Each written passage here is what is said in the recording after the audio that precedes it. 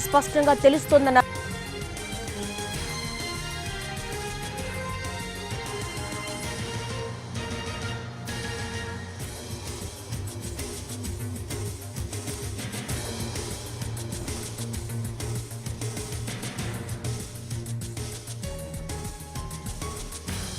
Neat పరీక్షపై supreme court కీలక వ్యాఖ్యలు చేసింది. నీట్ పేపర్ లీక్ అయిందని స్పష్టంగా తెలుస్తోందన్నారు supreme court chief justice DY Chandrachud.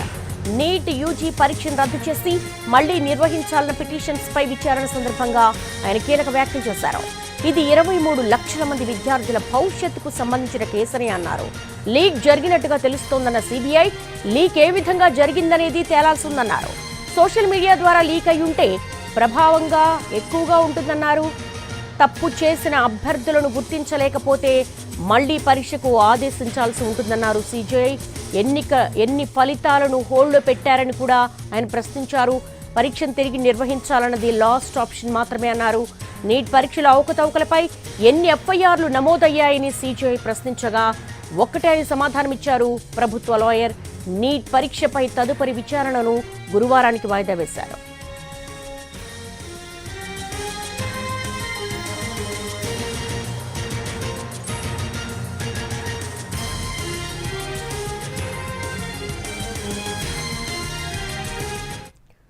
Neat పరీక్షపై supreme court కీలక వ్యాఖ్యలు చేస్తుంది. దీనికి సంబంధించి ఢిల్లీ నుంచి మా ప్రతినిధి రాజును అడిగి మరిన్ని వివరాలు తెలుసుకుందాం. రాజు, నీట్ పరీక్షపై సుప్రీం ఏమని వ్యాఖ్యానించింది? దేవి, గత నెల రోజులుగా చూస్తూనే ఉన్నాము. దేశవ్యాప్తంగా కూడా నీట్ యూజీ పరీక్షలకు సంబంధించినటువంటి గందరగోళం పైన అటు అభ్యర్థులు, రాజకీయ నాయకులు, దాంతోపాటు విద్యార్థి సంఘాలు సైతం పెద్ద ఎత్తున ఆందోళన చేస్తున్నటువంటి అంశం. అయితే వెకేషన్ కోర్టు ఉండడంతో నీట్ వ్యవహారం పైన పూర్తి స్థాయి నిర్ణయం తీసుకోలేకపోయారు. అయితే అన్ని కేసులను కూడా ఈరోజు విచారిస్తామని చెప్పి గతంలోనే చెప్పారు. దానికి అనుగుణంగానే వెకేషన్ సెలవుల తర్వాత ఈరోజు సుప్రీంకోర్టు రెగ్యులర్ పని దినాలు ప్రారంభమయ్యి అందులో భాగంగా chief justice of India bench ఏదైతే ఉందో, అంటే చంద్రచూడ్ బెంచ్ ఈరోజు ప్రత్యేకంగా నీటి వ్యవహారం పైన అటు విచారణ జరిపింది. ఇందులో కీలకంగా అంటే ఇప్పటి వరకు అసలు నీటి పరీక్ష విధానం ఎలా ఉంటుంది, ఆ పరీక్షలకు సంబంధించినటువంటి ప్రశ్నలను ఎలా సెట్ చేస్తారు, ఆ తర్వాత ప్రింటింగ్కి ఎలా పంపిస్తారు, వాటి నుంచి ఎగ్జామ్ సెంటర్లకు ఎలా పంపిస్తారు, ఇటువంటి ప్రశ్నలన్నీ కూడా చీఫ్ జస్టిస్ ఆఫ్ ఇండియా అటు పిటిషనర్లను, దాంతోపాటు ఎన్టీఏ, మరోవైపు ప్రభుత్వాన్ని కూడా ప్రశ్నించారు. అయితే కీలకంగా చూస్తే ఇక్కడ పేపర్ లీక్ అయిందనేది స్పష్టంగా అర్థమవుతుంది. మరి ఈ తరుణంలో ఇప్పటి వరకు ప్రభుత్వం ఎటువంటి చర్యలు తీసుకున్నారనే విషయాన్ని కూడా స్పష్టంగా ప్రశ్నించినటువంటి పరిస్థితి కనిపించింది. వాస్తవానికి నీట్ పరీక్షలో గతంలో ఎప్పుడు కూడా అంటే 2001 కావచ్చు, 2021, 22, 23, 24 అంటే ఇప్పటి వరకు గతంలో చూస్తే ఎప్పుడు చూసినా ఒకరు లేదా ఇద్దరు మాత్రమే 720కి 720 మార్కులు తెచ్చుకున్నటువంటి పరిస్థితి ఉంది. ఈసారి మాత్రం అసాధారణంగా కనిపిస్తుంది. దాదాపు 67 మందికి ఈ 720 మార్కులు వచ్చాయి. ఇవి ఎలా సాధ్యమైందనే విషయాన్ని కూడా ఆయన స్పష్టంగా ప్రశ్నించారు. ఇక మరోవైపు ఇప్పటి వరకు అంటే ఈ విధానంలో ఎక్కడైతే లోపాలు ఉన్నాయో ఆ లోపాలను సరిదిద్దుకోకపోతే ఎన్నిసార్లు పరీక్షలు పెట్టినా అది ఇబ్బందికే దారితీస్తుంది. ఇంతకీ పరీక్ష నిర్వహణలో లోపాలున్నాయా, లేదంటే ఎన్టీఏలో లోపాలున్నాయా, వీటన్నిటిపైన కూడా ఒక స్పష్టత ఇవ్వాల్సినటువంటి అవసరం ఉందనే విషయాన్ని కూడా స్పష్టం చేశారు. అయితే ఈ రోజు మాత్రం అంటే ఇప్పటికే సుప్రీంకోర్టులో 2 రకాల పిటిషన్లు దాఖలయ్యాయి. ఒకటి, ఏదైతే మే 5వ తేదీన నిర్వహించినటువంటి నీట్ యూజీ పరీక్షను రద్దు చేసి కొత్త పరీక్షను నిర్వహించాలనేటి పిటిషన్లు ఉన్నాయి. మరోపక్క ఎట్టి పరిస్థితుల్లో కూడా నీట్ యూజీ పరీక్షను రద్దు చేయొద్దు, ఎందుకంటే దేశవ్యాప్తంగా కూడా 24 లక్షల మంది ఈ పరీక్ష రాశారు, దానివల్ల రద్దు చేస్తే అందరూ కూడా నష్టపోతారనే విషయంపైన మరికొన్ని పిటిషన్లు ఉన్నాయి. ఈ రోజు విచారణ సందర్భంగా రద్దు చేయాలనేటువంటి పిటిషన్లు ఏవైతే ఉన్నాయో వాటిపైన మాత్రమే విచారణ జరిపారు. ఈ విచారణను గురువారానికి వాయిదా వేశారు. అయితే ఈలోగా ఎన్టీఏతో పాటు ప్రభుత్వం సైతం కొన్ని విషయాలపైన స్పష్టమైనటువంటి సమాచారం ఇవ్వాలని చెప్పారు. అంటే ఇప్పటి వరకు సిబిఐ నమోదు చేసినటువంటి ఎఫ్ఐఆర్ ఏదైతే ఉందో దాంట్లో ఉన్నటువంటి స్టేటస్ కో రిపోర్టు కోర్టుకు సమర్పించాలని చెప్పారు.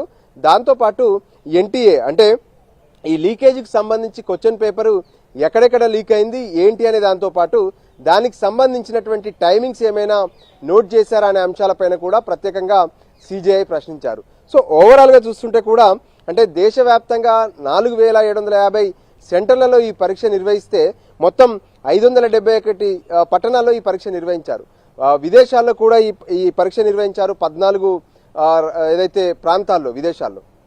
సో ఎక్కడ ఇది జరిగింది, ఎందుకు జరిగింది, దీనిపైన ఖచ్చితంగా ఒక నివేదిక మాత్రం తీసుకోవాల్సిన అవసరం ఉంది. అవసరమైతే ఒక నోడల్ ఏజెన్సీని ఏర్పాటు చేస్తాం.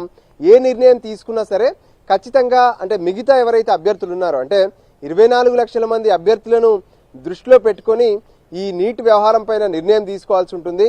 అయితే ఏదైతే ఈ నీటిని రద్దు చేసి కొత్త పరీక్షను నిర్వహించాలనేది అది చివరి ప్రయత్నమే. కానీ అంతకుముందే ఎవరు ఇందులో దోషులుగా ఉన్నారు వాళ్ళను ముందే పట్టుకోగలిగితే మున్ముందు జరిగేటటువంటి పరీక్షలకు ఈ ఇబ్బంది ఉండదనే విషయాన్ని కూడా స్పష్టం చేశారు. సో నీటికి సంబంధించి ఓవరాల్గా పరీక్ష విధానం పైన కూడా ప్రత్యేకంగా సమాచారం తీసుకున్నారు. ఇందులో ఉన్నటువంటి మార్క్స్ కావచ్చు, నెగిటివ్ మార్క్స్ కావచ్చు, వీటన్ని ఉండగా కూడా ఇవన్నీ ఎలా సాధ్యమయ్యాయనే విషయాన్ని ప్రభుత్వాన్ని ప్రశ్నించారు. ఈ సందర్భంగా ప్రభుత్వం నుంచి హాజరైనటువంటి సోలిసిటర్ జనరల్ మాత్రం బీహార్లో నమోదైనటువంటి ఎఫ్ఐఆర్ ద్వారానే ఈ విషయాలు వెలుగులోకి వచ్చాయి. సో దానికి సంబంధించి ఇప్పటికే కొంతమందిని అదుపులోకి తీసుకున్నారు. ముఖ్యంగా పేపర్ లీకేజ్ జరగలేదు, కానీ పేపర్ ఎప్పుడైతే క్లాస్ రూమ్లో ఇచ్చారో ఆ తర్వాత అక్కడ ఉన్నటువంటి సూపరింటెండెంట్ వాళ్లకు అందరికి కూడా ప్రశ్నలకు ఆన్సర్ నేనే రాసిచ్చి పైకి పంపిస్తానని చెప్పి ఒక ఏదైతే కొంత వాళ్ళ మధ్య వ్యవహారం జరిగిందనే విషయాన్ని కూడా కోర్టు దృష్టికి తీసుకొచ్చే ప్రయత్నం చేశారు. అయితే లీకేజ్ మాత్రం జరిగింది, ఖచ్చితంగా దీనిపైన రిపోర్ట్ ఇవ్వాలి. అది కూడా బుధవారంలోగా సుప్రీంకోర్టులో రిపోర్ట్ దాఖలు చేస్తే ఆ తర్వాత గురువారం రోజు దీనికి సంబంధించినటువంటి విచారణ ఉంటుందని చెప్పారు. సో ఓవరాల్గా కూడా ఇప్పటి వరకు నీట్ వ్యవహారం పైన కేంద్రం కావచ్చు, అటు సుప్రీంకోర్టు కావచ్చు, ఎటువంటి నిర్ణయం తీసుకుంటుందనే ఒక ఉత్కంఠ మాత్రం ప్రతి ఒక్కరిలో కనిపిస్తుంది. ఇప్పటికే 6వ తేదీన జరగాల్సినటువంటి కౌన్సిలింగ్ ను సైతం వాయిదా వేశారు.